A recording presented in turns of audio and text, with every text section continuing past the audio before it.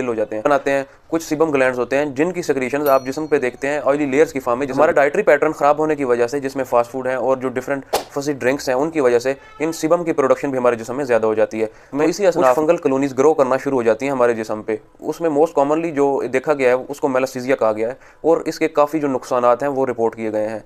तो उनके कुछ नुकसानात जो कि काफ़ी ख़तरनाक हद तक देखे गए हैं वो फीमेल्स में पाए जाते हैं। हमारे जिस्म में जब मेलासीजिया की प्रोडक्शन ज़्यादा हो जाती है, उसकी जो मेन न्यूट्रिटिव सोर्स है, उसकी जो नशोनुमा के लिए है वो सीबम है।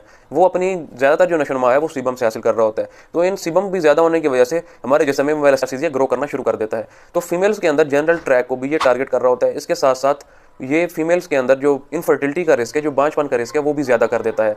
तो इसका ये डैमेजिंग इफेक्ट देखने को आया है कि हकीकत में जो हम अपने डैंड्रफ को प्रिवेंट करने जा रहे होते हैं तो हमें किस तरह के जो सीरियस इफेक्ट्स हैं उससे हम दो चार हो सकते हैं। जो बालों में डैंड्रफ हो रही होती है उससे बचने के लिए कुछ ऐसी मैं आपको ट्रिक्स बता देता हूँ जो आपके लिए करामत साबित होंगी।